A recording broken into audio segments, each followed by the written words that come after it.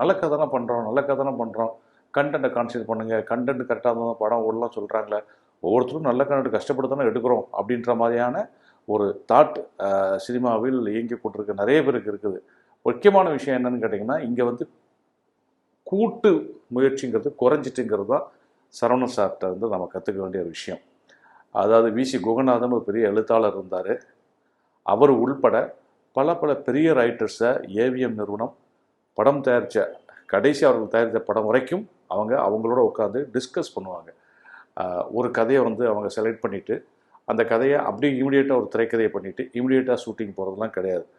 அவங்க வந்து அந்த ஒரு கதையை செலக்ட் பண்ண உடனே அதுக்கு ஒரு திரைக்கதையை அமைத்து அதுக்கப்புறம் அந்த திரைக்கதையை பல கதாசிரியர்களிடம் பேசி, ஈவன் அவர்கள் கதாசிரியர் இருந்தவங்க இயக்குனர் ஆகியிருந்தால் கூட அவங்கள ஸ்பெஷலாக இதுக்குன்னு வர வச்சு அவங்கள்ட்ட அந்த கதையை பற்றி விவாதம் பண்ணி அவர்கள் ஒவ்வொருத்தருடைய பாயிண்டெல்லாம் நோட் பண்ணி அதற்கப்புறம் அதிலிருந்து உண்மையான இதெல்லாம் கரெக்ட் பண்ணிட்ட விஷயங்கள் அப்படின்றத அந்த படம் சம்பந்தப்பட்ட இயக்குனரிடம் பக்குவமாக எடுத்து கூறி, பொதுவாக வந்து ஒரு கதையில் திரைக்கதையில் கரெக்ஷன் வரும்போது அந்த இயக்குனருக்கு வந்து கோவம் வரும், ஈகோ வரும்.